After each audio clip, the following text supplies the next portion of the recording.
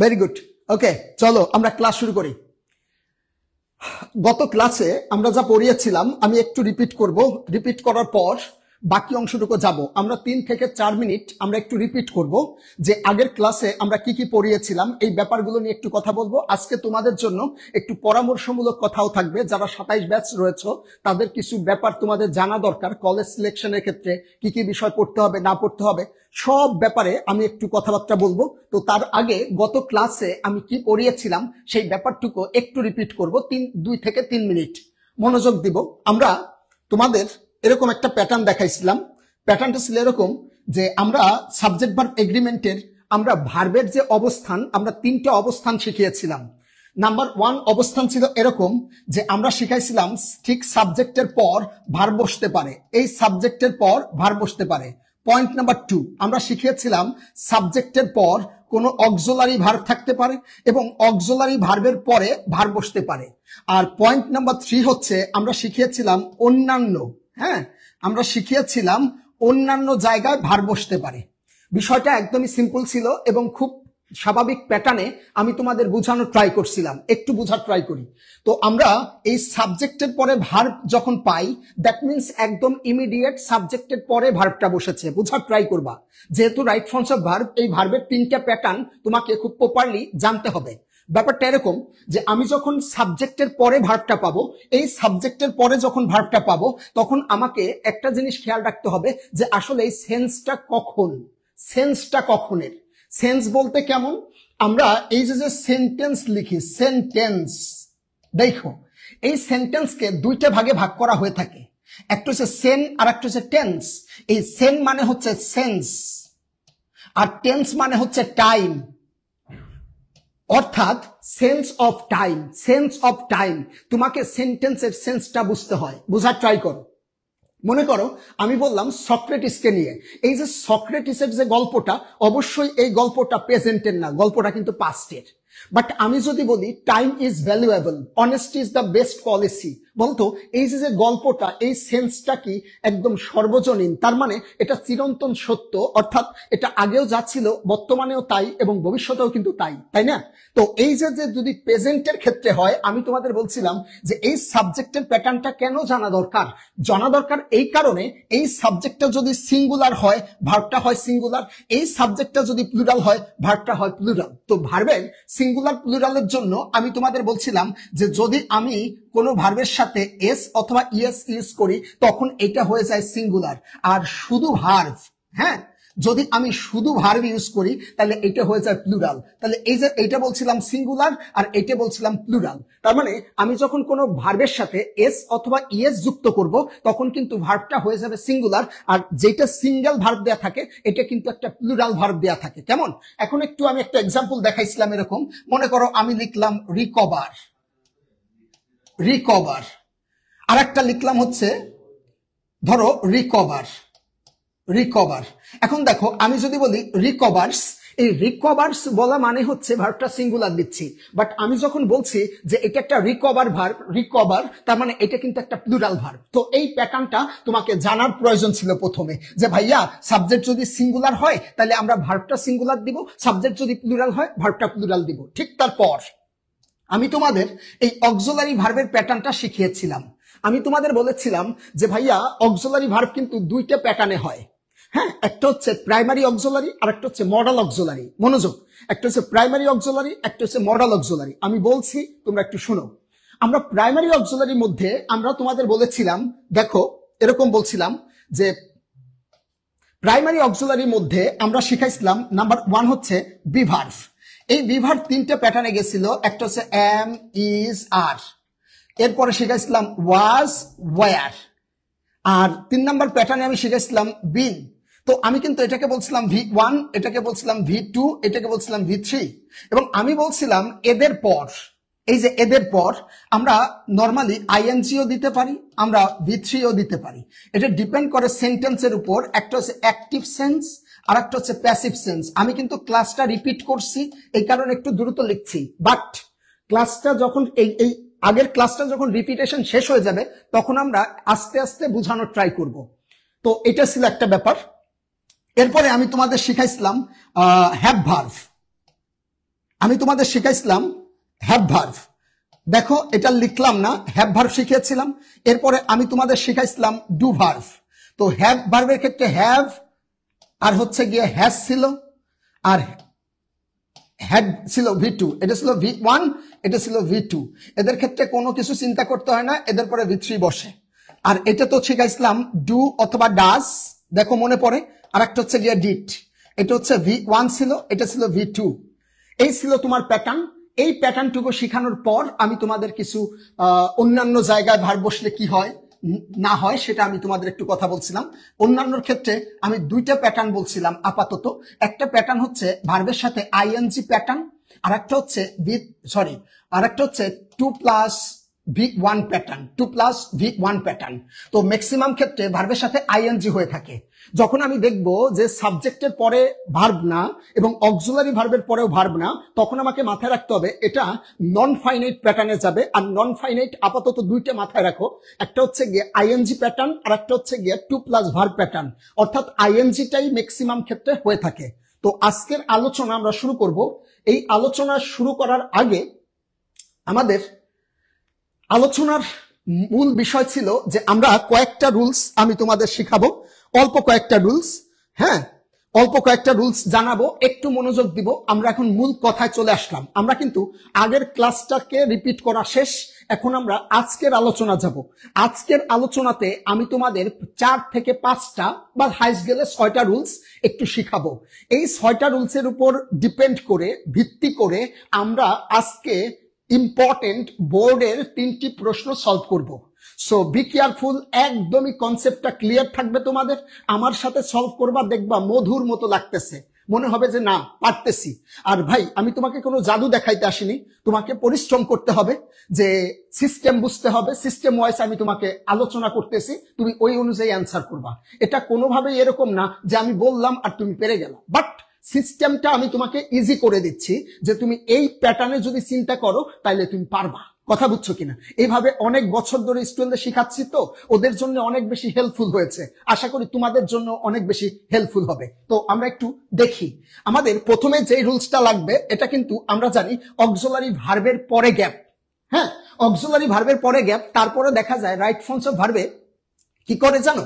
ধরো এরকম দিয়ে দিছে, মনে করো এখানে দিয়ে দিছে হ্যাভিং, হ্যাভিং দিয়ে ঠিক এখানে গ্যাপ দিয়েছে, গ্যাপ দিয়ে একটা ভার্ব দিয়ে দিয়েছে। এই যে ভার্বটা দিল, এই ভার্বটা দেখো, এই যে কয়েকটা প্যাটার্ন আছে আমি তোমাকে একটু আগে শিখাইছি। Have verb, has verb, had verb, get verb, getting, having, to be, being. আমার সাথে সাথে প্লিজ। একটা হচ্ছে have, has, had, get, getting, having, to be, being. আবার বলছি, have, has, had, get, getting, having, to be, being. এদের পরে তুমি যেটা করবা, তোমাকে কিচ্ছু চিন্তা করতে হবে না, তুমি জাস্ট সিম্পল যেই ভার্বটা দেয়া থাকবে ওটার V3 বসিয়ে দিবা। চমৎকার করে V3 বসাই দিবা, তাহলে কিন্তু অ্যান্সারটা হয়ে যাবে। তার মানে আমি যদি কোনো সেন্টেন্সে, অর্থাৎ টোটাল প্যাসেজের মধ্যে একটা বা দুইটা তুমি পাবা 10টার মধ্যে, যে দেখান দেখবা have, has, had, get, getting, having, to be অথবা বিং আছে। আমি আবারও বলছি, এই যে কয়টা শব্দ আছে এদের পরে যখন আরেকটা ভার্ব বসবে, ওই ভার্বটা তুমি জাস্ট সিম্পল V3 করে দিবা। অর্থাৎ ওখানে দেয়া থাকবে বেস ফর্ম, ওটাকে তুমি V3 করে দিবা। বেস ফর্ম তো বুঝছো, একদম V1 দেয়া থাকবে। হ্যাঁ, একদম বেস ফর্ম, যেটা থেকে উৎপত্তি হয়েছে। তো দেখো এখানে একটা প্রশ্ন আছে, এখানে লেখা আছে we have him a captain. তাহলে বলতো এই যে হ্যাভ আছে, এই যে হ্যাভ থাকা মানে হ্যাভের পরে জাস্ট তোমাকে V3 করে দিতে হবে। তার মানে উই হ্যাভ মেক হবে না, উই হ্যাভ মেড হবে। আমি একটা কাজ করব, তোমাদের হাতে গোনা 40 থেকে 50টা ভার্ব তোমাকে জানতে হয় রাইট ফর্মস অফ ভার্বের জন্য, অ্যাট লিস্ট, যেগুলার V1, V2, V3 এটার একটা PDF আমি তোমাদের প্রোভাইড করে দিব। ইনশাল্লাহ তোমাদের হয়ে যাবে, চাপের কিছু নাই। জাস্ট একদম সিম্পল প্যাটার্নে বুঝার ট্রাই করো, কোনো চাপ নিবা না। আর এই সব ক্লাস তুমি না দেখলে মাথায় রাখবা তুমি ধ্বংস হয়ে গেছো। এত সুন্দর ক্লাস করানো হচ্ছে ফ্রিতে, ড্রিমার্স কি করতেছে, তোমাদের সার্ভিস দিচ্ছে। আর এই সার্ভিস যারা না নিতে পারবে, তোমাদের যে ফ্রেন্ড সার্কেল আছে, বলে দাও যে তোরা ধ্বংস হয়ে যাবি, দিনের পথে আসতে বলো। কথা বুঝছো?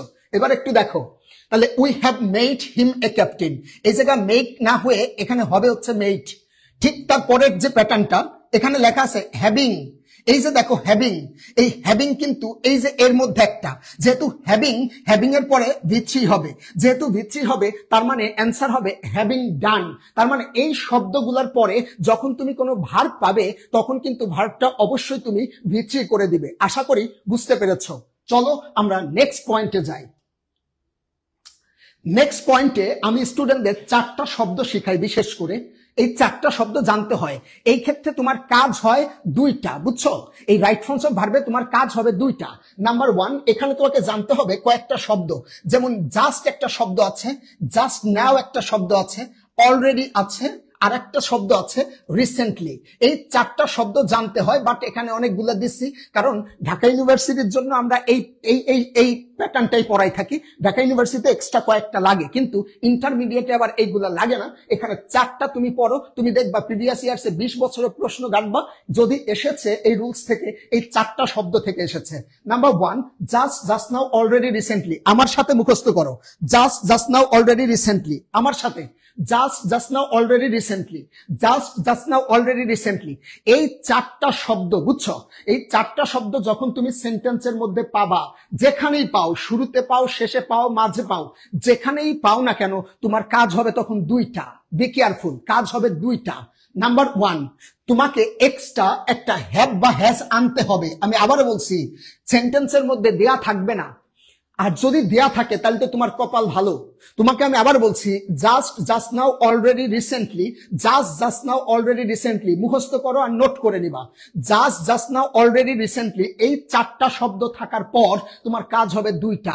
মাথায় রাখবা, ব্র্যাকেটে যে ভার্বটা দেয়া থাকবে, ব্র্যাকেটে যে ভার্বটা দেয়া থাকবে, এই ভার্ব এবং এর সাথে আনতে হবে তোমাকে একটা হ্যাভ অথবা একটা হ্যাজ।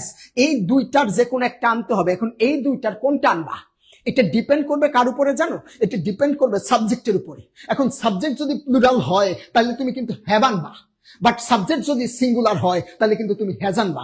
যেমন হির পরে কিন্তু হ্যাজ হবে, হি হ্যাজ। বাট আমি যদি বলি দে আছে, দে, তাহলে কিন্তু ভাইয়া হ্যাজ হবে না, হবে কি বলতো? Have, they have. ওকে, এবার দেখো তাহলে তোমার কাজ কয়টা? 2টা।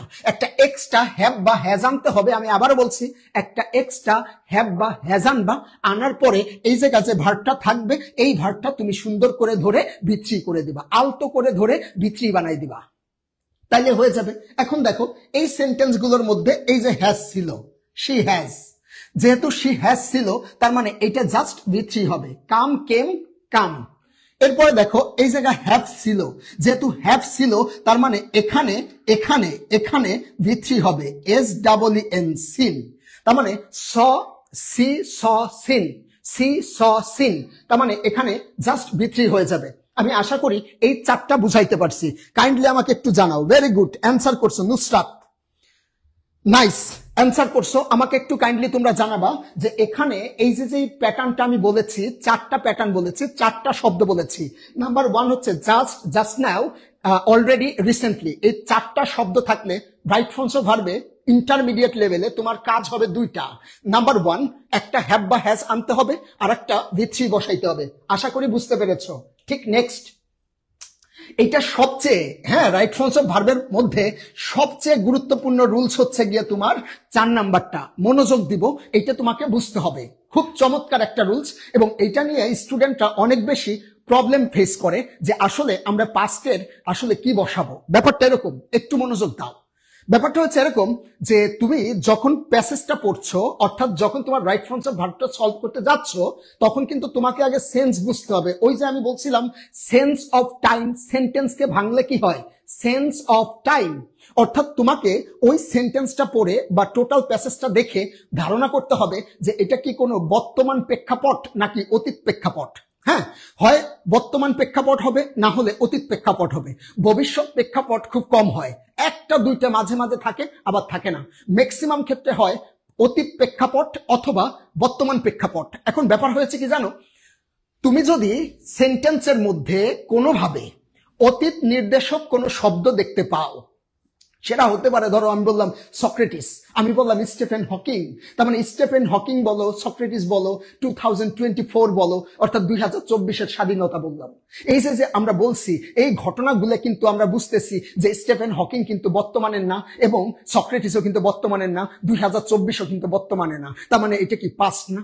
তখন স্টুডেন্ট কনফিউজ হয়ে যায় যে ভাইয়া আমরা তো টেন্স পড়ে আসতেছি, ছোটবেলা থেকে টিচাররা আমাদের বিভিন্ন টেন্স পড়ায়, তো এই যে টেন্স গুলো পড়ায় তোমাকে পড়াইয়া দেখা যায় তোমাকে কনফিউজ করে দেয় যে আমি আসলে পাস্টের কোনো ইন্ডিকেটর পেলে আমি আসলে কোন পাস্ট ইউজ করব, এটা নিয়ে আমরা কনফিউজ থাকি। বাট রাইট ফর্মস অফ ভার্বের মধ্যে একটা জিনিস তুমি খেয়াল করবা যে আমি যদি কোনোভাবে অতীত নির্দেশক কোনো শব্দ পাই, অতীত নির্দেশক কোনো শব্দ অথবা কোনো ফ্রেজ, হ্যাঁ, যেমন এস্টারডে হতে পারে, এগো হতে পারে, লং সিন্স হতে পারে, লাস্ট নাইট ইত্যাদি থাকলে তোমার কোনো কাজ নাই, তুমি সিম্পল ভাবে যেই ভার্বটা থাকবে ওটাকে তুমি আগে V2 করে দিবা, অন্য কোনো চিন্তা করবা না। তুমি চিন্তা করবা না এটা কি পাস্ট কন্টিনিউয়াস দিব নাকি এটা পাস্ট পারফেক্ট দিব নাকি পাস্ট পারফেক্ট কন্টিনিউয়াস দিব, এইগুলা ভাববা না তুমি, কারণ একটা রাইট ফর্মস অফ ভার্বে কিন্তু একাধিক অ্যান্সার হয়।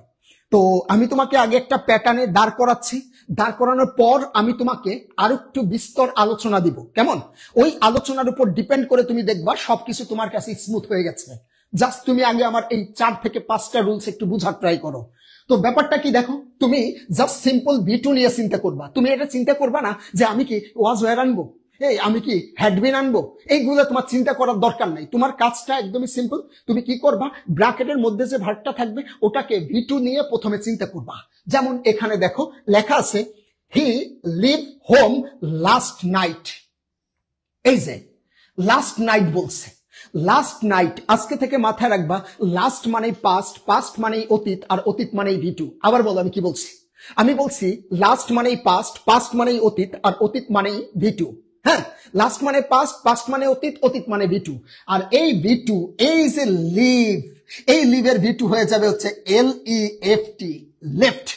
এইবার বলো তো তাইলে এইটা কি অ্যান্সার হবে? সবাই বলো এটা অ্যান্সার বলো, সবাই বলো এটা অ্যান্সার বলো, অ্যান্সার বলো দেখি তো, বীর অ্যান্সার কি বলো? এই যে ভেরি গুড নুসরাত, সঠিক অ্যান্সার করছো, কিন্তু নুসরাত তুমি এই যে লিভ, লিভ যেটা, হ্যাঁ লিভের V2 কিন্তু লেফট হবে, হ্যাঁ LEFT, LEFT লেফট, তুমি তো লিখছো লিফট, লিফট হবে না, লিফট হবে না, লেফট হবে। ভেরি গুড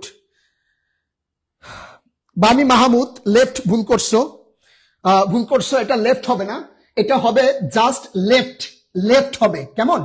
এবার দেখো এখানে আছে এস্টারডে, এই এস্টারডে, এই এস্টারডে শব্দটা কিন্তু আমরা বুঝতেছি যে এখানে কিন্তু একটা অতীত নির্দেশক শব্দকে নির্দেশ করেছে, যেহেতু অতীত নির্দেশক শব্দকে নির্দেশ করেছে তার মানে এখানে আমরা সিম্পল V2 দিব। এখন এই যে কাম শব্দটা রয়েছে এর V2 কিন্তু তোমরা জানো COME, এটা হচ্ছে V1, আর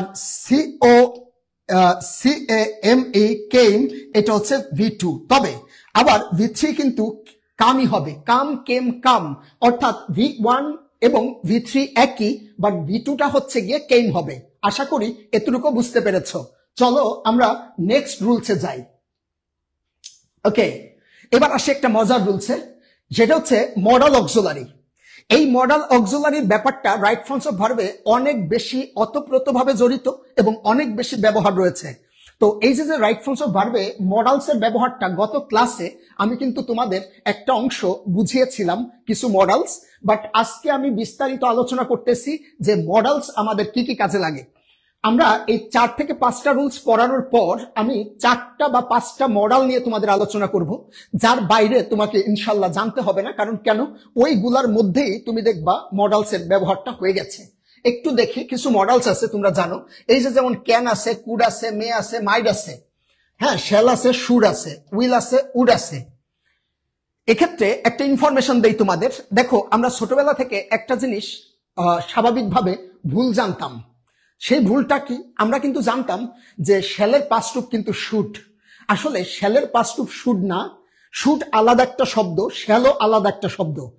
তো উইল এবং শ্যাল দুইটার পাস্ট রূপই কিন্তু হচ্ছে গিয়ে উড। কেমন, এই শুড আলাদা একটা শব্দ যেটার বাংলা মিনিং হচ্ছে উচিত। এই শ্যালের সাথে শুডের কোনো সম্পর্ক নাই, এই শ্যালের সাথে শুডের কোনো সম্পর্ক নাই। তার মানে এই শ্যাল যে শব্দটা রয়েছে এর সাথে সম্পর্ক কিন্তু এই উডের, অর্থাৎ এই শ্যালের পাস্ট রূপ কিন্তু উড এবং উইলের পাস্ট রূপও কিন্তু উড। এরপরে দেখো এখানে একটা মডেল আছে হ্যাড বেটার, এরপরে আছে উড রেদার, মাস্ট এটা লাগবে, অর টু মানে উচিত, উচিত। এই অর টু নিয়ে আমি একটু কথা বলতে চাই। আমরা আমরা দুইটা শব্দ জানি, একটা হচ্ছে শুড মানে উচিত, আর একটা হচ্ছে অর টু মানে উচিত। এখন এই যে শুড আর অর টু, এই দুইটার মধ্যে বেসিক পার্থক্য হচ্ছে শুড হচ্ছে উচিত, কিন্তু অর টু হচ্ছে আর একটু বাধ্যবাধকতা বোঝায়। অর্থাৎ উচিত কিন্তু তুমি বাধ্য। যেমন আমি বললাম বাবা মাকে আমাদের সম্মান করাই উচিত, সেক্ষেত্রে we are to love our parents, we are to love our parents, we are to love our country. তার মানে এখানে কিন্তু একটা বাধ্যবাধকতা বুঝাচ্ছে। বাট শুডের কিন্তু ব্যাপারটা কিন্তু বাধ্যবাধকতা না, এটা হচ্ছে নর্মাল উচিত অর্থ প্রকাশ করে। তো তোমরা একটা জিনিস দেখো, এই যে অর টু, এই যে অর টু, এরপরে হচ্ছে শুড, এরা একটা আর একটার অল্টারনেটিভ শব্দ হিসেবে ব্যবহার করা হয়ে থাকে। এখন একটু আসি মেইন কথায়, যে ভাইয়া এই মডাল অক্সিলারি থাকলে রাইট ফর্ম এর ব্যবহারটা কি? ব্যবহারটা একদমই সিম্পল। আগে আমি তোমাকে কয়েকটা প্র্যাকটিস করানোর জন্য একটা ফরম্যাট বলছি, একটু মনোযোগ দিয়ে শুনবা। ব্যাপারটা হয়েছে, তুমি এই যে কয়টা মডেল আমি বললাম, এই মডেলগুলার কোনো একটা দেখার সাথে সাথে তোমাকে চিন্তা করতে হবে যে ব্র্যাকেটে যে ভার্বটা রয়েছে, এই যে ব্র্যাকেটে যে ভার্বটা রয়েছে, এই ভার্বের ব্র্যাকেটটা জাস্ট উঠাই দিবা। যদি তুমি ব্র্যাকেটটা উঠাই দাও তাইলে হচ্ছে সেন্টেন্সের অ্যান্সারটা হয়ে যায়। কেন হয়? কারণ এই যে দেখো বলা আছে যে এই মডেল অক্সিলারি ভার্বের পরে ভার্বের base form, that means V0। এই V0 মানে হচ্ছে একদম বেস ফর্ম, যেই শব্দ থেকে মেইনলি ভার্বের উৎপত্তি হয়েছে, যেই শব্দ থেকে ভার্বের উৎপত্তি হয়েছে সেটাকে বলা হয় বেস ফর্ম, আর এটাকে আমরা সংক্ষেপে বলে থাকি V0। হ্যাঁ, V1 না, কিন্তু V0। এখন V1 আর V0 এর মধ্যে একটা পার্থক্য আছে। মনে করো আমি তোমাকে বললাম গো, এই গো শব্দটা হচ্ছে উৎপত্তিগত শব্দ, এটা হচ্ছে V1 ও হয় আবার বেস ফর্মও হয়। কিন্তু আমি যদি বলি গোস, এই গোস কিন্তু কোনোভাবেই কিন্তু তোমার V0, that means base form হবে না। কেন? কারণ এটার সাথে এস বা ইয়ে যুক্ত হয়েছে, অর্থাৎ এটা কিন্তু V1 হবে। এই কারণে এখানে বলা হয়ে থাকে যে বেস ফর্ম, অর্থাৎ উৎপত্তিগত শব্দ যেটা, এটা ব্যবহার করতে হয়। আর মজার ব্যাপার কি দেখো, রাইট ফর্মস অফ ভার্বে ব্র্যাকেটের মধ্যে যে শব্দটা দেয়া থাকবে, ওই শব্দটা একদম বেস ফর্ম দেয়া থাকে। হ্যাঁ, ওটা V2ও দেয়া থাকে না, V3ও দেয়া থাকে না, বেস ফর্ম দেয়া থাকে। তো আমরা যদি এইভাবে চিন্তা করি যে মডেলের পরে তো বেস ফর্ম বসে, মডেলের পরে তো বেস ফর্ম বসে, যেহেতু মডেলের পরে বেস ফর্ম বসে, তার মানে আমি যদি ব্র্যাকেটটা উঠাই দেই তাইলেই তো বেস ফর্ম থেকে গেল, তার মানে অ্যান্সারটা হয়ে গেল। যেমন আমি একটা এক্সাম্পল দেখাই, দেখো এখানে লেখা আছে হ্যাড বেটার। এই হ্যাড বেটার, এই যে এখানে ছিল হ্যাড বেটার, এই হ্যাড বেটার কিন্তু একটা মডেল। যেহেতু হ্যাড বেটার মডেল, তার মানে এখানে জাস্ট গো ভার্বটাই হবে, ব্র্যাকেটটা তুলে দিতে হবে। তার মানে you had better go home, তুমি বরং এখন বাড়িতে যাও।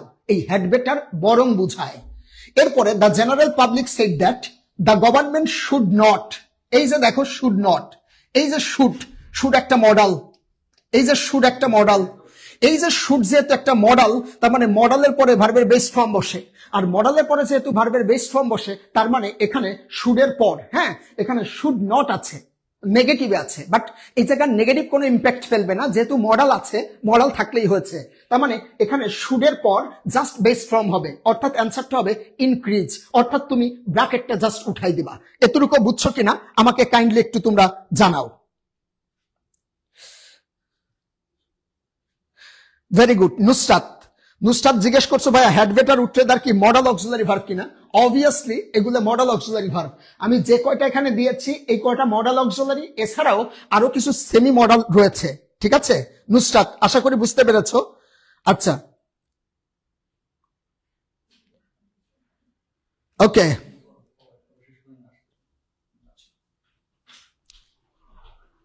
ওকে, বুঝছো, ভেরি গুড। আমাকে একটু জানাও এতটুকু বুঝছো কিনা, তাহলে আমরা নেক্সট আলোচনায় যাব। ওকে, নেক্সট আলোচনায় চলে যাই। আমরা নেক্সট আলোচনায় চলে যাব, একটু বুঝার ট্রাই করব। এটা গুরুত্বপূর্ণ, মাথায় রাখবা। এটাই ছিল আমাদের সেই অন্যান্য পজিশন, হ্যাঁ, অন্যান্য পজিশন কেমন? এটা সাবজেক্টের পরেও না, ভার্বের পরেও না। এখন অন্যান্য পজিশনের জন্য এখানে দেয়া আছে অনেকগুলা, হ্যাঁ, অনেকগুলা দেয়া আছে, কিন্তু আমি যেগুলো বলবো, যদি ভালো করে না শুনছো, দেখ শুনতে হবে কিন্তু, এবং ভালো করে শুনলে তুমি কিন্তু পারবা যে আসলে কোনটা অ্যান্সার হওয়া উচিত। এখানে অনেকগুলো দেয়া আছে, কিন্তু আমাদের জানতে হবে স্পেসিফিক 4 থেকে 5টা। সেই 4 থেকে 5টার মধ্যে প্রথমেই হচ্ছে গিয়ে এই যে মাইন্ড, আমি গোলদাগ করে দিচ্ছি মাইন্ড। এরপরে এই যে উইথ আ ভিউ টু, মনোযোগ, উইথ আ ভিউ টু। এরপরে দেখো লুক ফরওয়ার্ড টু, এই যে লুক ফরওয়ার্ড টু। এরপরে এই জায়গা লেখা আছে দেখো এনি প্রিপজিশন, যে কোনো প্রিপজিশন এক্সেপ্ট টু, মানে টু ছাড়া, টু ছাড়া। এরপরে দেখো বিগিনিং অফ দ্য সেন্টেন্স, মনোযোগ, বিগিনিং অফ দ্য সেন্টেন্স। এই কয়টা মুখস্থ করতে হবে, এইটুক জানতে হবে। 1টা 2টা 3টা 4টা মাত্র 5টা, এই 5টা জিনিস তোমাকে জানতে হবে ভাই। যদি তোমাকে রাইট ফর্মস অফ ভার্বে 5 পেতে হয় তাহলে তোমাকে জানতে হবে 26 এবং 27 ব্যাচ, তোমাদের অবশ্যই এই 5টা জিনিস তোমাকে জানতে হবে। আর মাথায় রাখবা এটা হচ্ছে মেইন কথা রাইট ফর্মস অফ ভার্বের। হ্যাঁ, রাইট ফর্মস অফ ভার্বে কিছু অন্যান্য ব্যবহার আছে, যেই ব্যবহারগুলোর মধ্যে এইগুলা কিন্তু মাথায় রাখতে হবে। তো আমাদের প্রথমে মাথায় রাখতে হবে যদি কোথাও মাইন্ড থাকে, মাইন্ড, এরপরে উইথ আ ভিউ টু, দেখছো এই যে টু আছে, এরপরে আছে লুক ফরওয়ার্ড টু, এরপরে আছে দেখো এনি প্রিপজিশন, যে কোনো প্রিপজিশন টু ছাড়া। আমি আবার বলছি কি ছাড়া? টু ছাড়া। টু ছাড়া যে কোনো প্রিপজিশনের পর ভার্বের সাথে আইএনজি দিয়ে দিবা। মাইন্ডের পর গ্যাপ থাকা মানে ভার্বের সাথে আইএনজি দিয়ে দিবা। যদি দেখো উইথ আ ভিউ টু আছে ভার্বের সাথে আইএনজি দিয়ে দিবা। যদি দেখো লুক ফরওয়ার্ড টু আছে ভার্বের সাথে আইএনজি দিয়ে দিবা। এখন এই কয়টা আমি কেন দাগাই দিছি? টিচারদের জনপ্রিয় শব্দগুলাই হচ্ছে এগুলা, এগুলো টিচারদের জনপ্রিয় ফ্রেজ। এরা কি করে? উইথ আ ভিউ টুর পরে গ্যাপ দিয়ে দেয়। কেন জানো? কারণ সবাই জানে টুর পরে V1 বসে, আমরা জানি ইনফিনিটিভ বসে টুর পরে V1। তো যাতে করে তুমি ধ্বংস হয়ে যাও এই কারণে কি করে এই টুর পরে V1 দিতে বলে, কিন্তু তুমি তো দিবা না কারণ তুমি এই আনিস ভাইয়ের কথা শুনছো। তাহলে অ্যান্সার হবে কি? উইথ আ ভিউ টু ভার্বের সাথে আইএনজি, লুক ফরওয়ার্ড টু ভার্বের সাথে আইএনজি, এনি প্রিপজিশন, যে কোনো প্রিপজিশনের পর তুমি আইএনজি করবা। আর একটা পয়েন্ট টু বি নোটেড, সেটা হচ্ছে যে ভাইয়া বিগিনিং অফ দ্য সেন্টেন্স, এই যে বিগিনিং অফ দ্য সেন্টেন্স, সেন্টেন্সের শুরুতে যদি কোনো সময় গ্যাপ থাকে, হ্যাঁ, বিগিনিং অফ দ্য সেন্টেন্স, একদম সেন্টেন্সের শুরুতে, শুরুই হয়েছে সেন্টেন্সটা ফুল স্টপ থেকে, যে শুরুতেই ভার্ব, এটা আমি আগের ক্লাস একটা করাইছিলাম। হ্যাঁ, একদম বাক্যের শুরুতে, ধরো একদম শুরুতেই ভার্ব দিয়ে দিছে, তাহলে তোমার কাজটা হবে এই ভার্বের সাথে জাস্ট আইএনজি বসিয়ে দিবা। আশা করি জিনিসটা বুঝতে পারছো। চলো আমরা দু একটা এক্সাম্পল দেখাই। যেমন লেখা আছে I went to the library with a view two, এই যে দেখো উইথ আ ভিউ টু, এই যে উইথ আ ভিউ টু। হ্যাঁ, লেখা আছে I went to the library with a view two, তার মানে I went to the library with a view two. এই যে উইথ আ ভিউ টু, তার মানে এখানে ভার্বের সাথে আইএনজি হবে, অর্থাৎ এখানে রিডিং হবে, reading the book, reading there. Okay, তাহলে we went to library with a view to reading there, reading there. এবার দেখো আই নেভার থট অফ, এই যে থট অফ, অফ, অফ হচ্ছে একটা প্রিপজিশন। যেহেতু অফ একটা প্রিপজিশন, তোমরা জানো যে প্রিপজিশনের পর এই যে আমি দাগাই দিছি এনি প্রিপজিশন, যে কোনো প্রিপজিশনের পরে তুমি ভার্বের সাথে আইএনজি করে দিবা, অর্থাৎ টু ছাড়া যে কোনো প্রিপজিশন ভার্বের সাথে আইএনজি করে দিবা। এটাকে বলা হয়ে থাকে জিরান্ড, অর্থাৎ জিরান্ড করে দিতে হয়। আর জিরান্ড কাজ করে নাউনের, আর প্রিপজিশনের পরে নাউন বসে, এই কারণে। তো যাই হোক, এটা আমাদের জানার দরকার এত বেশি না, আমাদের মেইনলি জানা দরকার যে প্রিপজিশনের পরে ব্র্যাকেটে যে ভার্বটা থাকবে ওই ভার্বটার সাথে আমরা জাস্ট সিম্পল আইএনজি করে দিব, আর আইএনজি করে দিলেই আমাদের সেন্টেন্সটা সঠিক হয়ে যাবে। ঠিক তারপর লেখা আছে বাই, এই যে বাই, বাইর পরে এই যে ধরো ডিগ আছে, বাট হবে কি বলতো? ডিগিং। এখানে একটা জিনিস তোমাকে বুঝাইতে হবে। ভেরি গুড, সঠিক অ্যান্সার করছো। তোমাদের একটা জিনিস শিখাইতে হবে। দেখো একটা চমৎকার জিনিস শিখাই, এই যে বি কেয়ারফুল, সবাই তাকাও, মনোযোগ দাও। এই জিনিসটা আমরা অনেকেই ভুল করি, আমরা লেখার ক্ষেত্রে ঝামেলা করি, জানি না। এই যে দেখো, এই যে আমি লিখলাম ডিগ, বাট ডিগিং এ কিন্তু ডাবল জি। মনোযোগ দাও, কথা আছে। চলো একটা জিনিস শিখাই আসি।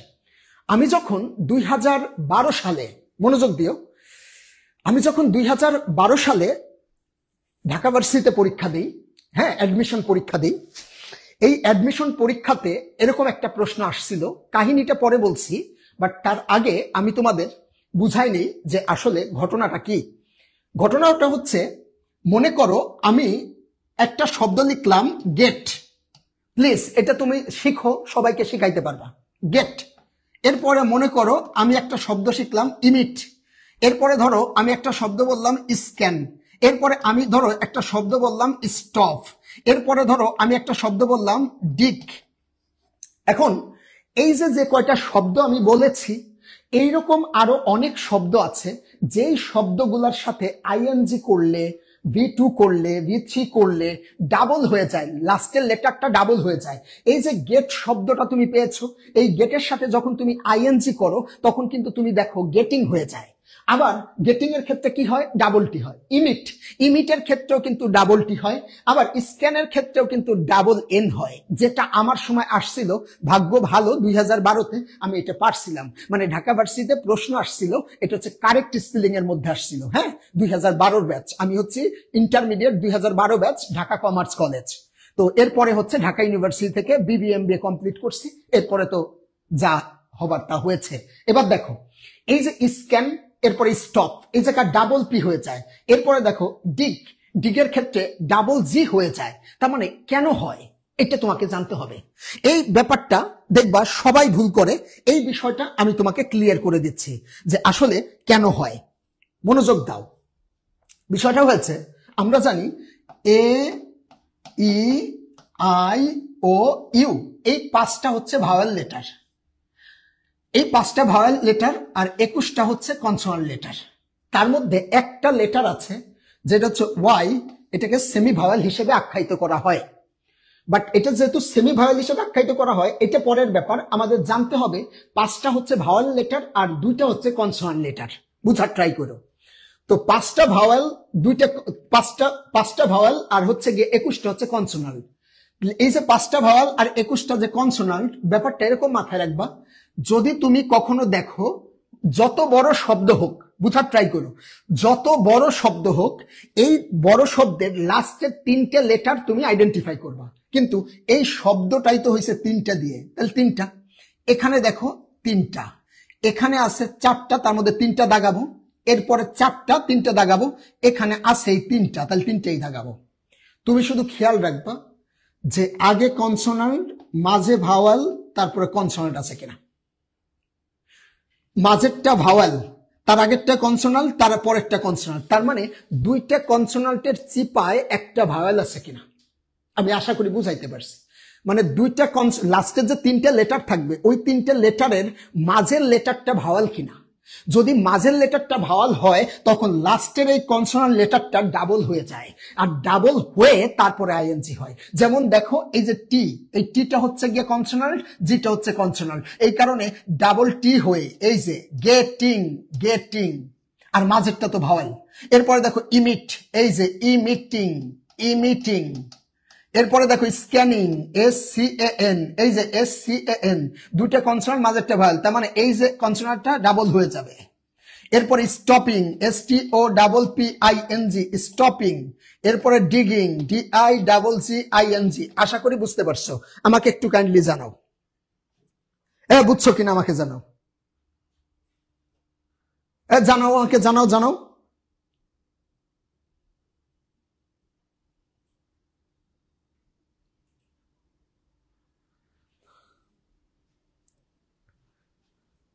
ওকে, বুঝছো কিনা আমাকে জানাও, বুঝছো কিনা সেটা আমাকে জানাও, দ্রুত জানাও, আমরা আমাদের টপিকে চলে যাব। এটা বুঝছো কিনা যে তুমি কখন ডাবল করবা, কখন তুমি ডাবল করবা, হ্যাঁ আমাকে একটু জানাও। Very good. তুমি শুধু লাস্টের 3টে লেটার দেখবা, 3টে লেটার কাউন্ট করে যদি 3টে লেটারের মাঝের লেটারটা ভাওয়াল হয় তাহলে লাস্টের কনসোনান্ট লেটারটা ডাবল করবা। ভেরি গুড, সবাই বুঝছো। দেবেল বচ বুঝতে পারছো। আলামিন ফায়াজ, ভেরি গুড, বুঝতে পারছো। থ্যাংক ইউ সো মাচ ভাই। নুসরাত বুঝতে পারছো, ধন্যবাদ। Very good. মাইশা বুঝতে পারছো। তো এটা কিন্তু তোমাদের কাজে লাগবে অবশ্যই। ভাই কলেজ কি ম্যাটার করে DU এর জন্য? ভাই শোনো, কোন কলেজ ম্যাটার করে না DU এর জন্য। আমি আসছিলাম গ্রাম থেকে, এসে ঢাকা কমার্স কলেজে ভর্তি হয়েছি, যেটা আমাকে অনেক কিছু শিখিয়েছে, ঠিক আছে, কিন্তু আমার সাথে অনেক ফ্রেন্ড সার্কেল ছিল একদম অজপাড়াগা থেকে এসেছে, এবং ঢাকার মধ্যেও অনেক মানে কিছু নর্মাল কলেজ থাকে না, যেই কলেজ থেকে পড়েছে তারা কিন্তু ঢাকা ইউনিভার্সিটিতে পড়তেছে। কোনো ম্যাটার করে না, জাস্ট তোমার অদম্য চেষ্টা এবং ইচ্ছা শক্তি থাকতে হবে যে আমি ঢাকা ইউনিভার্সিটিতে পড়তে চাই।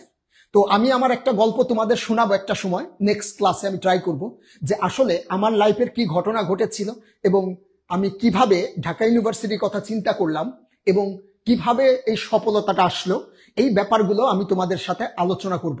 হ্যাঁ, আমি কিন্তু 1 বছর জগন্নাথ ইউনিভার্সিটিতে পড়ালেখা করেছি, দেন হচ্ছে ঢাকা ইউনিভার্সিটিতে এসেছি। তো এই যে অদম্য চিন্তা শক্তি, হ্যাঁ, যে আমার চাওয়াটা কেমন ছিল, আমি কতটুকু টাইম পড়ালেখা করেছি। হ্যাঁ, আমি যখন ঢাকা কমার্স কলেজে পড়ি, আমার তখন এমন হয়েছে যে আমি যতটা সময় জেগেছিলাম তত সময় পড়ালেখা করছি ম্যাক্সিমাম টাইমে।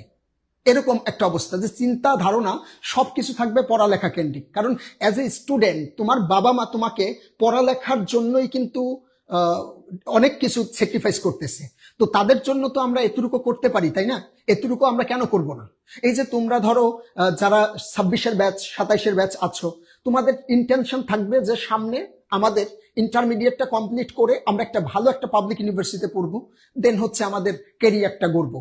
তো এরকম চিন্তা ভাবনা থাকবে। আর তোমরা দেখেছো যে বাবা মা কিন্তু অধম্য চেষ্টা করে, হ্যাঁ, অধম্য পরিশ্রম করে তোমার পিছনে টাকা পয়সা দিচ্ছে। তো আমি একটা কথাই বলবো যে কোনো কলেজ ম্যাটার করে না, তোমার টার্গেট থাকবে যে আমি ওখানে পৌঁছাইতে চাই। ওইটা পৌঁছানোর জন্য তোমার চেষ্টা, তোমার রেজাল্ট, এটা হচ্ছে গিয়ে ম্যাটার করে। তো এসএসসির রেজাল্ট যা হবার হয়েছে এটা নিয়ে টেনশন করার দরকার নেই। আমার রেজাল্ট এরকম খারাপ হয়েছিল, আমার রেজাল্ট ছিল 4.94। হ্যাঁ, আমার রেজাল্ট ছিল 4.94। ইংরেজিতে কত ছিল জানো? ইংরেজিতে ছিল A-। অর্থাৎ A- পায় তো আমি হাই হুতাশ করে কান্নাকাটি শুরু করছি। তাহলে ইংরেজিতে A- নিয়ে কিন্তু আমি এখন আবার ইংলিশ পড়াই, এবং ম্যাক্সিমাম কি বলবো অনেক জায়গায় আমার আলহামদুলিল্লাহ স্টুডেন্টরা পড়ে, বা ঢাকা ইউনিভার্সিটি থেকে গ্রাজুয়েশন পোস্ট গ্রাজুয়েশন করে বের হয়েছে, ঢাকার দেশের বাইরে আছে। তো ব্যাপারটা আসলে ওইটা না, তোমার চেষ্টা থাকতে হবে যে আমি আসলে সফল হতে চাই। এই ধরনের চিন্তা ভাবনা না থাকলে আসলে হবে না। তো রেজাল্ট আমারও খারাপ হয়েছিল, আমার তো প্লাস আসার কথা ছিল, আসে নাই, কিন্তু আমি তো ভেঙে পড়িনি। আমি চিন্তা করছি যে আমি দেখি ইন্টারমিডিয়েটে ভালো করতে পারি কিনা। তো ওই স্বপ্ন নিয়ে বাড়ি থেকে কেউ আমাকে ঢাকায় পাঠাইতে চায় নাই, কিন্তু তারপরেও কিন্তু আমি একা আমার অধম্য চেষ্টায় বাবা মাকে কনভিন্স করে আমি কিন্তু ঢাকায় এসে ঢাকা কমার্স কলেজে হোস্টেলে থেকে পড়ে একটা সময় কিন্তু সফলতার দিকে যতটুকু সফল হওয়া দরকার আমার জায়গা থেকে আমি সফল। তো এই ব্যাপারগুলো আসলে তোমার মধ্যে থাকতে হবে যে আসলে তুমি কি চাও, ওই টার্গেটটা আগে সেট আপ করো, হয়ে যাবে। একটু ধৈর্য ধরতে হয় আর অধম্য পরিশ্রম করতে হয়। চলো আমরা নেক্সট আলোচনায় যাই। ওকে ওকে ভাই, এটা তোমরা জানো, এটা তোমরা ছোটবেলায় পড়ছো, এখানে আর বুঝানোর কিছু নাই। এরপর আমরা প্র্যাকটিস করাবো, এরপর আমরা ছেড়ে দিব, চাপের কিছু নাই, মনোযোগ দাও। দেখো লেখা আছে it is high time. It is high time এবং ইট ইজ টাইম, এটা তুমি ছোটবেলা থেকে শিখেছ যে it is time, it is high time থাকলে সাবজেক্টের পরে V2 বসে, একদম ডিরেক্টলি মুখস্থ রাখবা।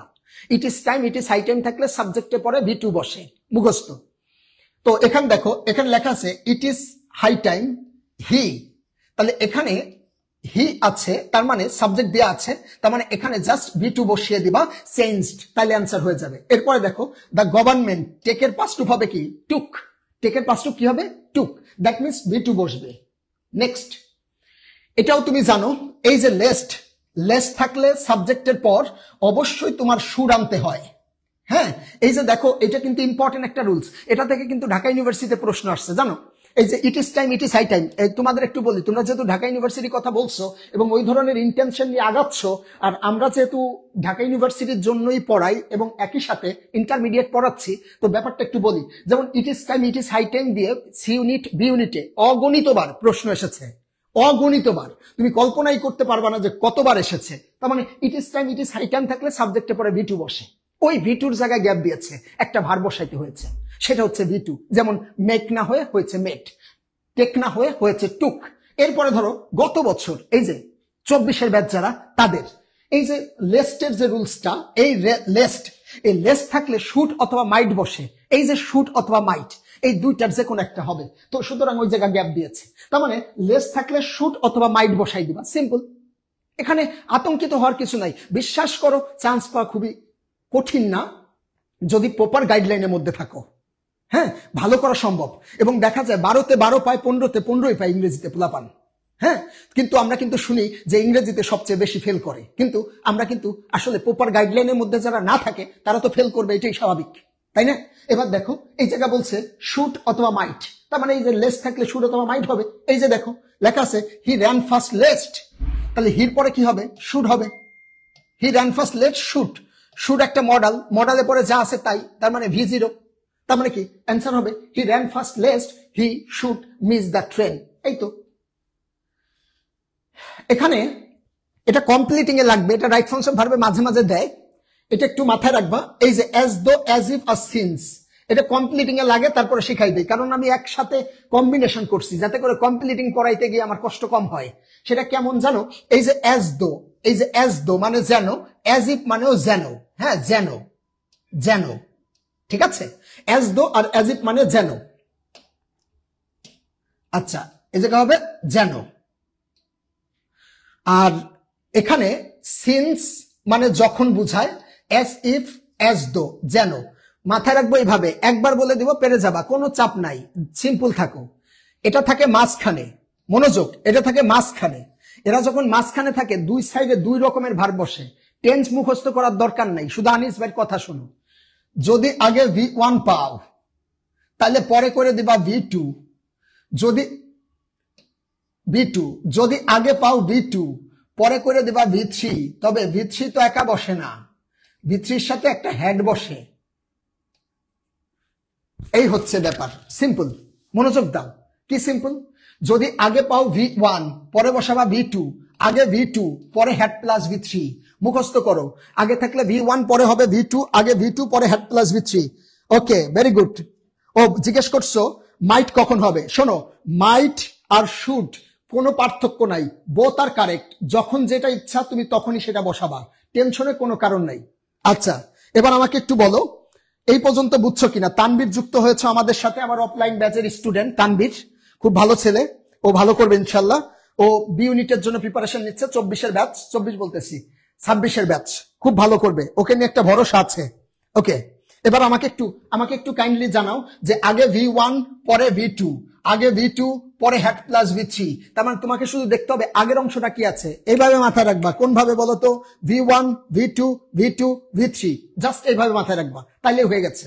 এগুলো আসলে টেকনিক্যালি পড়তে হয় অনেক কিছু, বুঝছো, খালি গাধার মতো খাটনি করলে আবার হয় না, কিছু হার্ড ওয়ার্ক করবা, কিন্তু অবশ্যই স্মার্ট ওয়ার্ক হতে হবে। এবার একটু দেখি যে আমাদের এই যে দেখো এই জায়গায় লেখা আছে ইজ, V1 আছে, ইজ যেহেতু V1 তার মানে এটা V2 হবে। কেম, এই যে দেখো স্পোক V2 তে আছে, তাহলে এখানে হয়ে যাবে had, had known, had known, had known, had known হবে, তার মানে অ্যান্সার শেষ।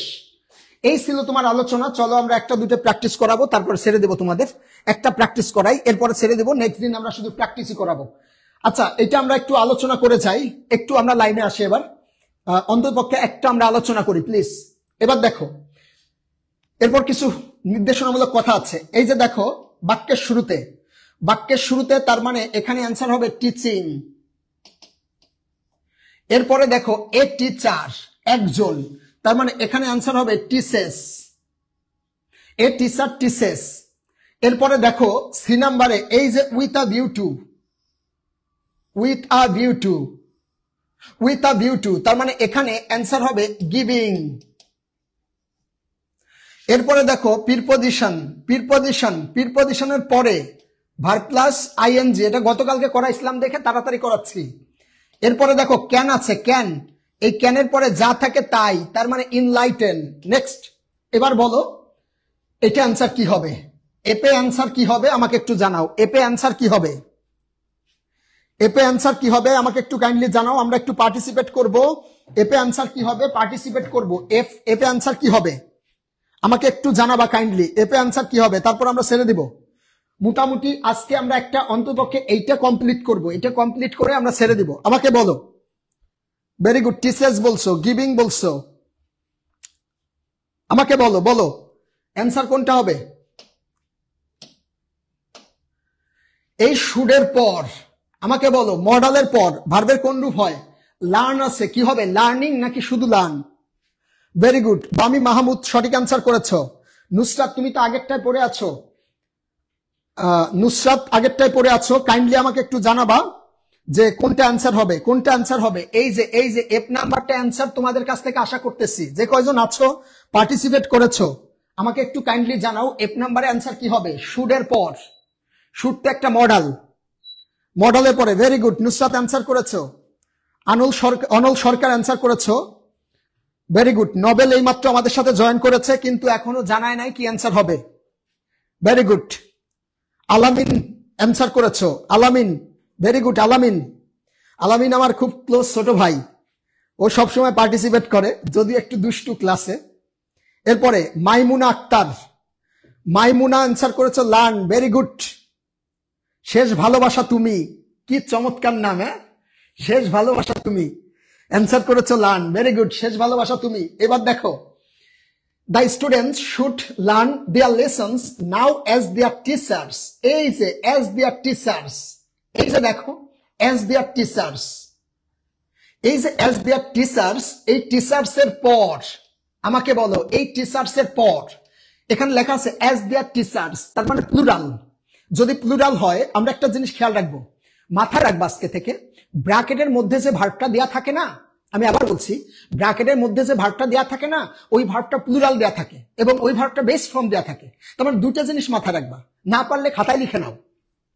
ব্র্যাকেটের মধ্যে যে ভার্বটা দেয়া থাকে ওই ভার্বটা প্লুরাল দেয়া থাকে এবং একই সাথে, হ্যাঁ, মেইন ভার্ব যেটা দেয়া থাকে ওইটা প্লুরাল দেয়া থাকে এবং একই সাথে ওইটা বেস ফর্ম দেয়া থাকে। তার মানে প্লুরাল এবং বেস ফর্ম, প্লুরাল এবং বেস ফর্ম। তাহলে আমাকে একটু বলো তো, এখানে লেখা আছে টিচার্স, যেহেতু টিচার্স একজন না একের অধিক, যেহেতু একের অধিক টিচার্স, তার মানে অ্যান্সারটা হবে ইনস্ট্রাক্ট, অর্থাৎ যা আছে তাই। আচ্ছা, বামি লিখছে আর ইনস্ট্রাক্টিং, দরকার নাই, জাস্ট ইনস্ট্রাক্ট দাও, হ্যাঁ, জাস্ট ইনস্ট্রাক্ট দাও, তাইলে অ্যান্সার হয়েছে। But the students nowadays act as if, এই যে মনারা, এই যে দেখো অ্যাজ ইফ দিয়েছে, অ্যাজ ইফ এর আগে এই যে অ্যাক্ট আছে, অ্যাক্ট V1, পরের অ্যান্সার কি হবে তোমরা আমাকে জানাও, কাইন্ডলি একটু জানাও। লাল ফুল, নীল ফুল, আনিস ভাইয়া beautiful, thank you so much, thank you so much. Anis ভাইয়া বিউটিফুল না গাধা, বিউটিফুল হয় মেয়েরা। মাইক দিব তোরে ধরে, পেয়ে নেই। কয়বার লিখছে অর্ক, অর্ক তুমি ভালো আছো ভাই, ভেরি গুড। শেষ ভালোবাসা তুমি, তুমি সঠিক অ্যান্সার দিয়েছো, ভালো লেগেছে। যে আসলে ইনস্ট্রাক্ট হবে, কারণ এই যে দেখো দেয়ার টিচার্স আছে, দেয়ার টিচার্স, দেয়ার টিচার্স তো প্লুরাল, এই কারণে জাস্ট ইনস্ট্রাক্ট দেবা। আমি দুইটা কথা বলছি না, বলো যে ব্র্যাকেটের মধ্যে যে ভার্বটা দেয়া থাকে ওই ভার্বটা সবসময় বেস ফর্ম এবং প্লুরাল ফর্মে দেয়া থাকে। যেহেতু বেস ফর্ম আর প্লুরাল ফর্মে দেয়া থাকে, তার মানে তোমরা তো বুঝতেই পেরেছো যে এটা হচ্ছে গিয়ে ইনস্ট্রাক্ট হবে। Anol Sarkar, thank you so much, thank you so much ভাই, তুমি সঠিক অ্যান্সার দিয়েছো। এই যে দেখো, এই যে অ্যাজ দো অ্যাজ ইফ, মাত্র শিখাই আসছিলাম, আর একবার একটু দেখাই নিয়ে আসি। এই যে দেখো as though as if, since এর আগেরটা যদি V1 এ থাকে পরেরটা হয় V2, যদি আগেরটা থাকে V2 পরেরটা হয় হ্যাড প্লাস V3। চলো প্রশ্নে দেখাই।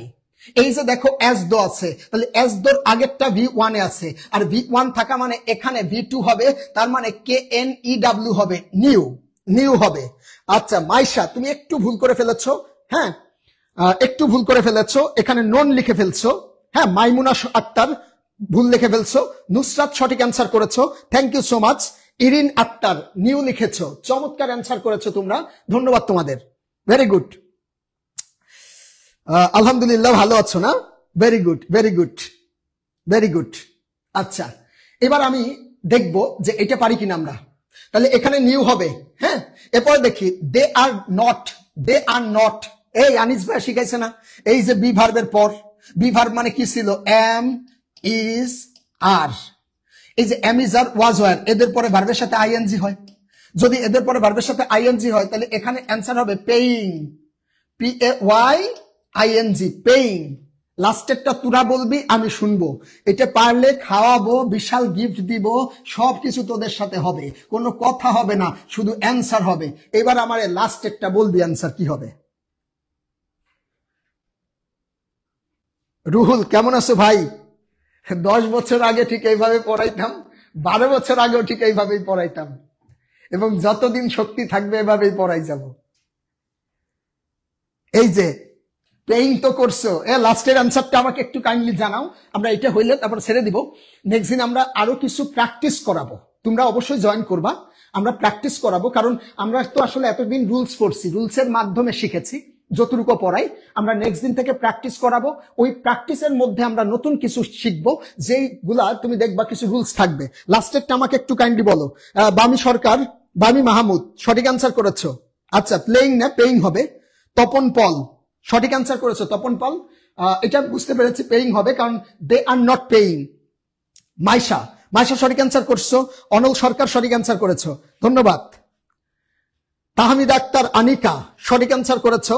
শুড লিখছো, খালি শুড অ্যান্সার। শুডের পরে কি হবে সেটা আমাকে বলো। ও মাইক দিয়েছো। ঐশী, ঐশী মাইক দিয়েছো। শেষ ভালোবাসা তুমি সঠিক অ্যান্সার করছো, ভেরি গুড। নুসরাত সঠিক অ্যান্সার করেছো। তপন, তুমি তো ভুল অ্যান্সার করে ফেললা ভাই। তপন, তুমি ভুল অ্যান্সার করেছো, কারণ লেস্ট থাকলে, এটা ঢাকা ইউনিভার্সিটিতে এই যে 25-এ আসছিল, এই লেস্ট থাকলে দুইটা শব্দ সিলেক্ট করতে হয়। একটা হচ্ছে গিয়ে তোমার শুট অথবা মাইট, এটা কিন্তু ঢাকা ইউনিভার্সিটি সি ইউনিটে 2025-এ আসছে। হ্যাঁ, 25-এ না, ভুল বললাম, আসছে 25-এ, 24-এর ব্যাচ আর কি। তো লেস থাকলে শুড হবে, বুঝছো কিনা তাই বলো আমাকে। এখন তোমাদের কিছু মতামত নিব আমি। এভাবে আমি কি ক্লাস চালিয়ে যাব নাকি অফ করে দিব সেটা তোমরা আমাকে একটু জানাবা। আমরা নেক্সট দিন অবশ্যই প্র্যাকটিস নিয়ে চলে আসব। হ্যাঁ, আমাকে একটু জানাও তোমরা তোমাদের মতামত কি। তো আনিস ভাই অন টপ। ফায়াজ, ফায়াজ ভালো আছো ভাই? তুমি তো আমাদের বাপ্পি স্যার চলে আসতেছে, কারণ বাপ্পি স্যার যেখানে সেখানে কোনো সমস্যা নাই। আচ্ছা, এই 26 ব্যাচের কারা আছো, 27 ব্যাচের কারা আছো একটু বলো তো, কমেন্ট করো তো দেখি। কমেন্ট করো, কমেন্ট করো, যাবা না কিন্তু। যারা যারা ক্লাসে আছো লিভ দিবা না। কে কে 26 ব্যাচ, কে কে 27 ব্যাচ, নিচে কমেন্ট করো। কন্টিনিউ। তাহমিদা আনিকা কন্টিনিউ করবো না। ফায়াজ আহমেদ রায়হান,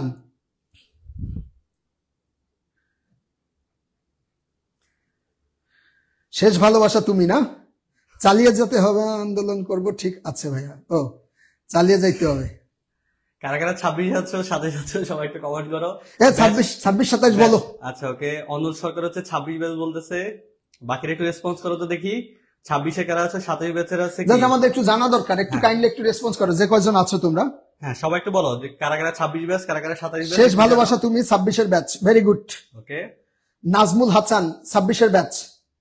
নুসরাত তুমি কোন ব্যাচ এটা জানাও। সমিয়াম সত্তার অবশ্যই 26-এর ব্যাচ, আমি তোমাকে চিনি। তিশা আক্তার 26-এর ব্যাচ। তাহমিদা আক্তার আনিকা, ক্লাস করতে হবে কন্টিনিউ বলতেছো তো, ঠিক আছে, 27-এর ব্যাচ। মাইমুন আক্তার 26-এর ব্যাচ। ফায়াজ আহমেদ রায়হান, ধ্বংস ছাড় না, ধ্বংস, রাইট, 27-এর ব্যাচ। আচ্ছা, আমরা একটু আলোচনা করি। যারা 26 ব্যাচে আছে, 27 ব্যাচের জন্য আলোচনা থাকবে এখন। 26 ব্যাচে যারা আছো তোমরা অলরেডি অনেকে আছো যারা কমার্সের বা সায়েন্সের বা আর্টসের, ইংলিশে খুব দুর্বল, আমার মতো ছিলা তোমাদের যে টাইম, আমিও সেম টাইমে দুর্বল ছিলাম। তো আমি তখন আসলে অফলাইনে স্যারের কাছে আসলে বেশ কয়েক মাস প্রাইভেট পড়ি, আমার এখনো মনে আছে। অনেকে তো আমাকে হয়ে যাবে যে বাপ্পি আমার স্টুডেন্ট না, এটা আসলে আমাকে হয়ে যাবে। সেই 2018 সালের কথা, 2017-18 দিকে। তখন হচ্ছে আমি কিন্তু স্যারের কাছে স্পেশালি প্রাইভেট পড়ছিলাম। আরে বাপ্পি এমনি ভালো স্টুডেন্ট ছিল। আরে না, আমি হচ্ছে মানে স্যার মানে এমন হয়েছে যে পরে আমরা এত পোলাপাইন স্যারের কাছে পড়ছিলাম এবং সবাই কিন্তু ইংলিশে ভালো করছি। তো স্যার হচ্ছে আমাদেরকে আসলে অনলাইনে আমাদের সাথে আছে, এটা আমাদের জন্য অনেক বড় পাওয়া, যেটা আমাদের নিজের টিচার, তোমাদেরও টিচার এখন। তো এটা আমাদের জন্য একটা বড় পাওয়া। এখন সেই জায়গায় স্যারের ইংলিশের 26 বছরের একটা ডেডিকেটেড কোর্স আছে, যদি একটু খেয়াল করো। এখানে ইংলিশের স্যার যে ক্লাসগুলো নিবেন, আমি এটুকু কনফিডেন্টলি তোমাদেরকে বলতে পারি, তোমাদের সকল দুর্বলতা কেটে যাবে ফার্স্ট পেপার, সেকেন্ড পেপারে। এবং যারা 27 বছর আছো, একটু মেনশন করে রাখি, 27 বছর স্লাইডটা এখানে নাই, তবে একটু বলে রাখি তোমাদেরকে, 27 বছর জন্য কিন্তু ফার্স্ট ইয়ারের সম্পূর্ণ একটা বাংলা ইংরেজি আইসিটি অর্থাৎ ইবিআই কোর্স আছে আমাদের, যেটা খুব দ্রুত শুরু হচ্ছে। সেখানেও কিন্তু স্যার ইংলিশে ক্লাস দিবে।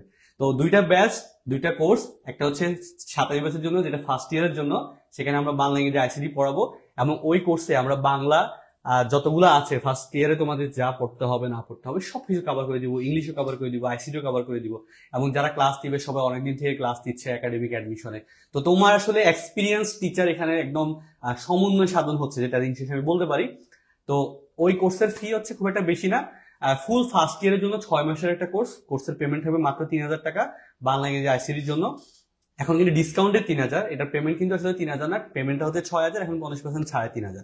আর যারা 26-এর আছো ভাই, আমি বলবো যে চোখ বন্ধ করে, যদি চাও যে বোর্ড এক্সামে ভালো করতে, যদি চাও অ্যাডমিশন টেস্টে ভালো করতে, চোখ বন্ধ করে এই ইংলিশ প্রো ব্যাচ 3.0 তে ভর্তি হয়ে যাও দ্রুত।